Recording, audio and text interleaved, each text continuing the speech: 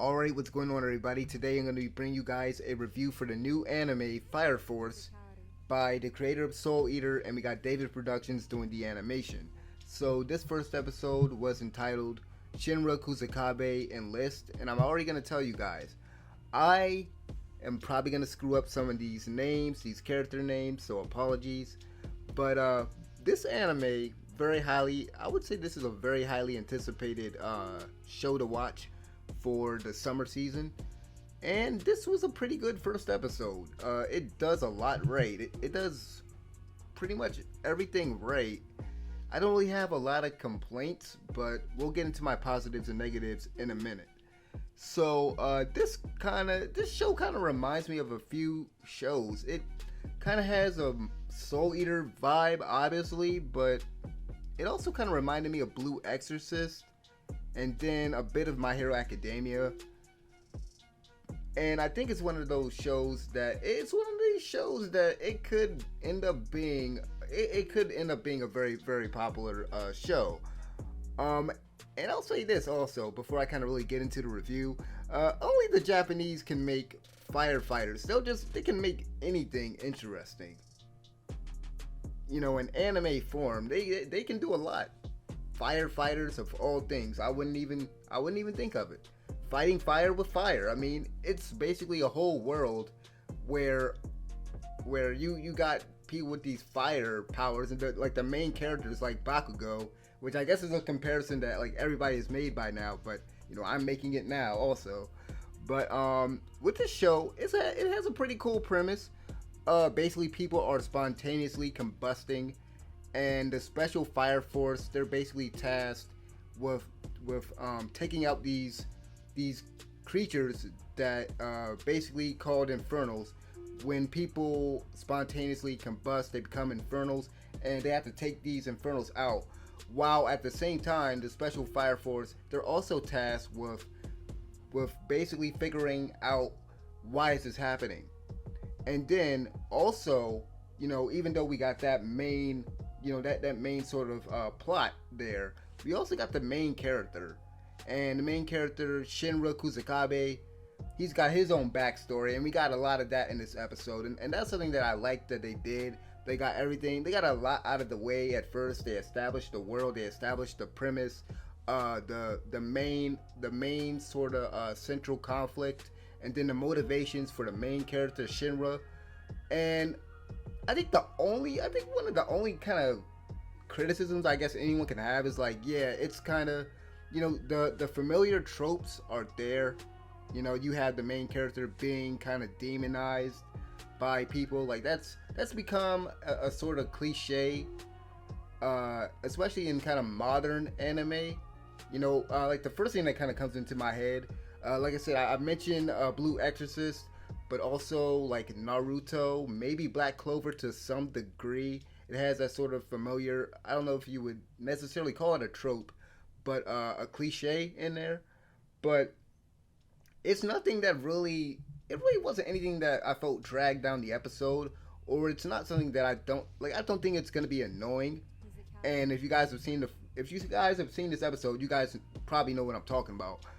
But yeah, with Shinra, something I will say that I liked is that he wasn't overconfident. He's not one of these characters that's like very overconfident and very loud and, you know, rude and not very intelligent. Just kind of like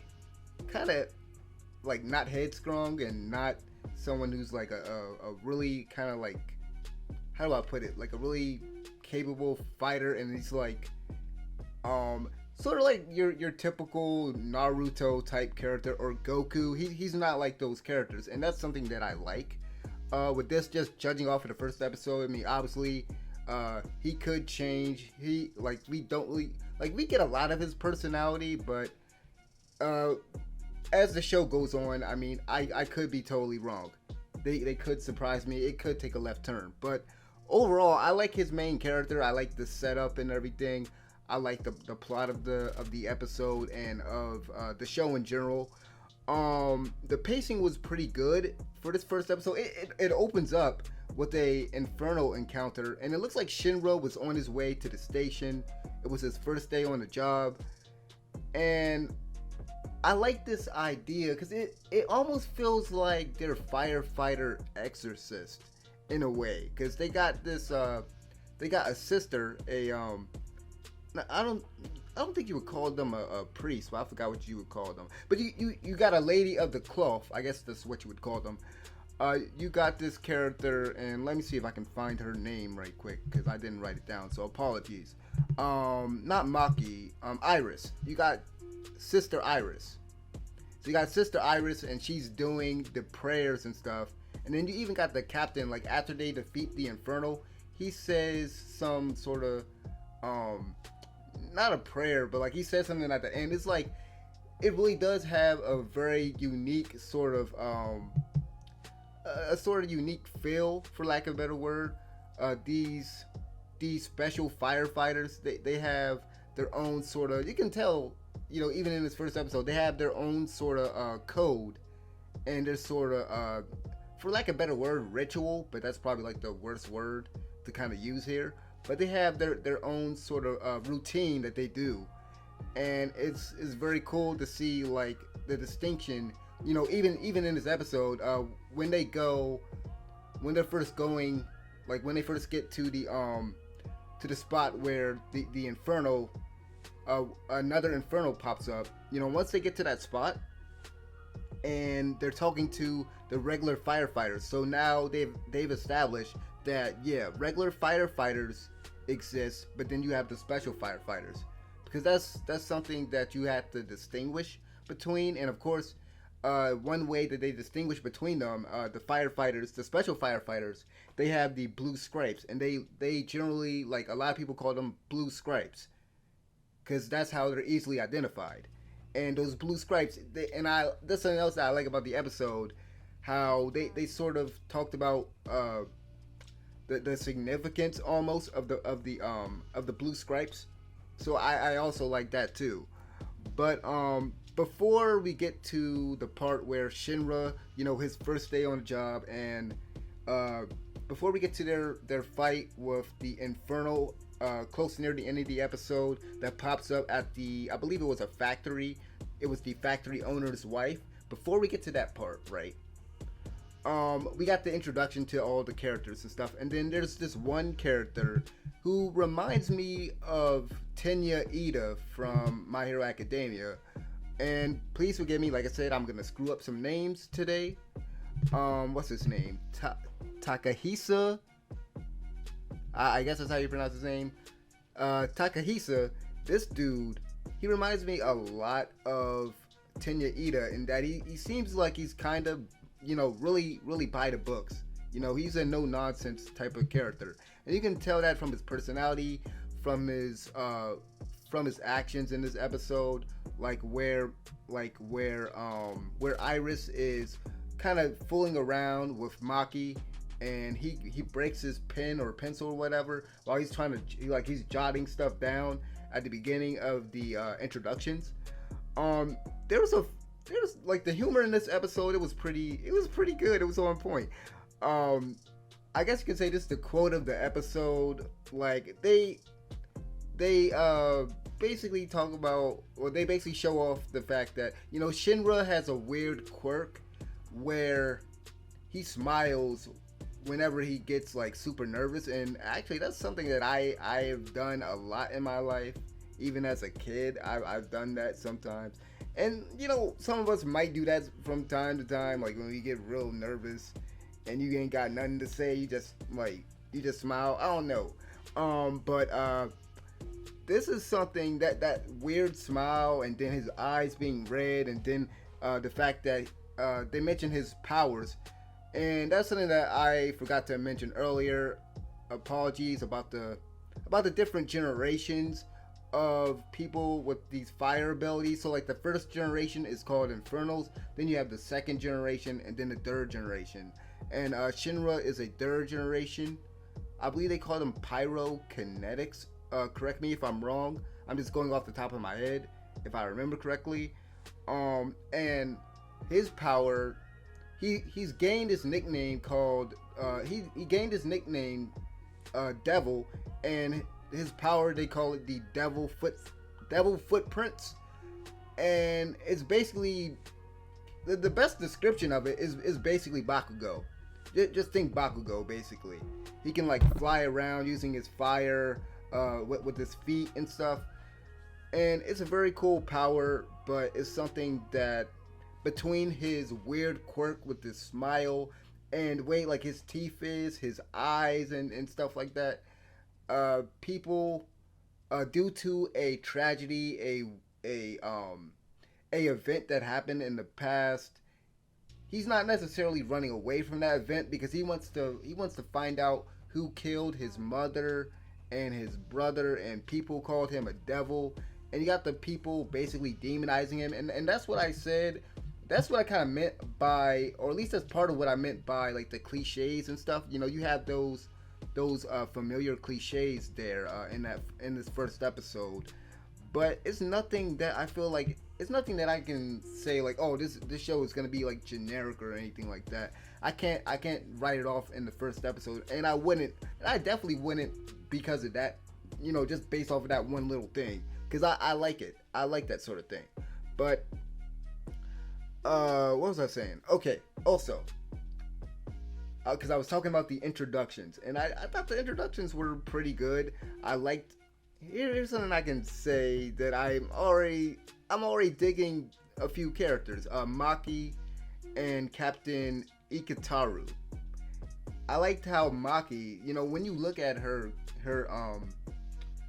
character design, she's like real muscular and stuff, and like the way that she looks, you would think that she would act completely different than how she acts in this episode, especially when she's like not in, you know, especially when she's like not working or whatever. Captain Ikitaru, maybe it's just me lately, I've really grown, and I guess it's just me personally, I've grown to really love these characters that are very encouraging to the main protagonist and like the group around them. Like, this might be kind of a weird comparison, but he kind of reminds me of Captain Yami from Black Clover, who's like always trying to encourage people to do better, basically, for lack of a better word. And you know, that's something I can say that I like about those two characters. I think the only character that I wouldn't say I necessarily wouldn't like him, but the guy that I said that's kind of like Tenya Ida, they got to show me more from him, because it was just like with Tenya Ida, like when he first appeared in My Hero Academia, I thought that I wasn't gonna like him, but I ended up liking him. So that it could be the case with the other character that I mentioned earlier. But outside of that, okay, so I mentioned the humor, I mentioned the pacing and everything like that.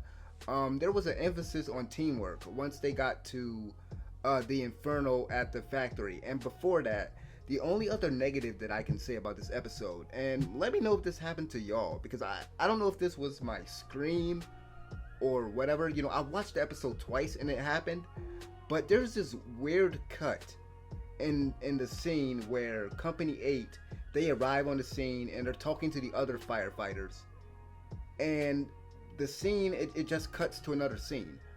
I don't know if that was intentional, but it was kind of jarring. It was a bit weird because the guy was like in the middle of a sentence. It was a weird cut. I don't know if that was intentional or not. But other than that, you know, so we got the big fight at the end with the Inferno, with the wife, and something that I hope that they keep this up, and I hope that they continue to put emphasis on teamwork. I like that. I like what I saw. I like what I saw in this episode. Here's something that y'all might need to clarify for me. So, at one point, Maki puts her hands on Ikitaru's back, and it looks like she enhances his axe and kind of gave it like fire properties. But I don't think that's her power, is to like enhance stuff or whatever with fire, because I read on Wikipedia, I think she has like the power to shoot fireballs or something like that. Let me look this up right quick. Apologies for doing this in the middle of the review, but it was something like she can use living fire or something like that. I just want to make sure I'm saying the correct thing here. So apologies. Okay, so Maki, her powers to create living fireballs. Okay, so I was right. So I don't know if she can also just enhance stuff with fire, or like maybe the fire went past maybe it went past the captain, and like, because that scene was kind of weird to me, and maybe it was just me interpreting it the wrong way, so let me know. But yeah, the action, I can say this, the animation and the art style in this show, I'm already liking it. I'm already digging it.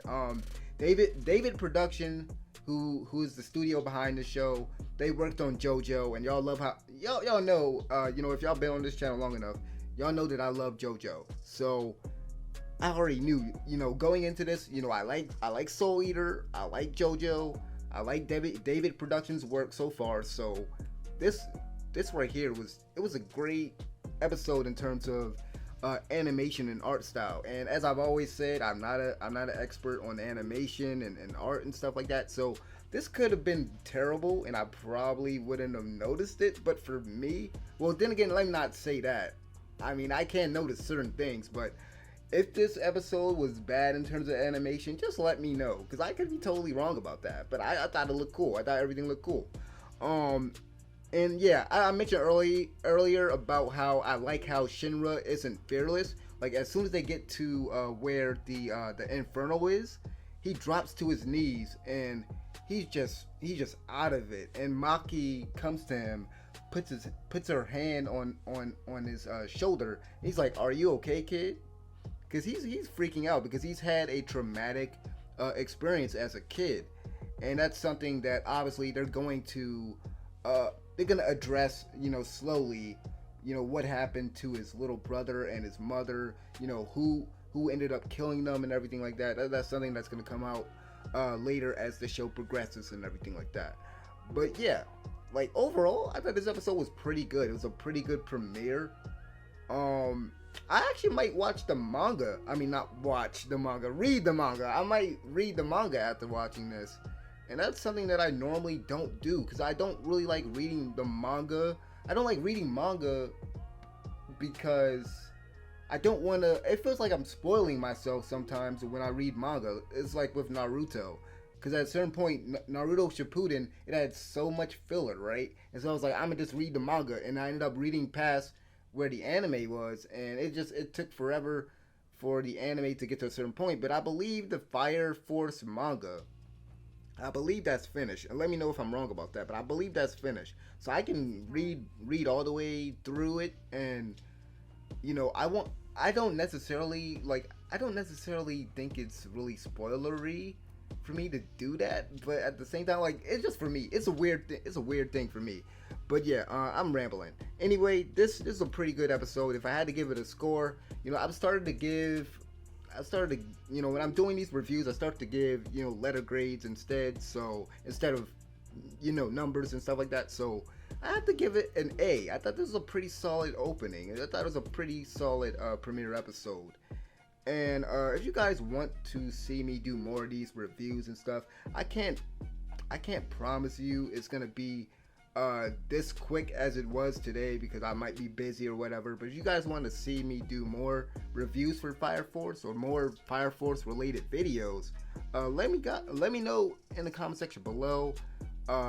If you enjoyed watching, feel free to hit the like button, hit the notification bell. I hate to ask y'all that, but I just gotta make sure that y'all are seeing the videos when I upload them and everything like that. And yeah, thank you guys for watching. I'm out of here. Apologies for the long video. I know this was 20 minutes, but apologies. I'm out of here. Peace.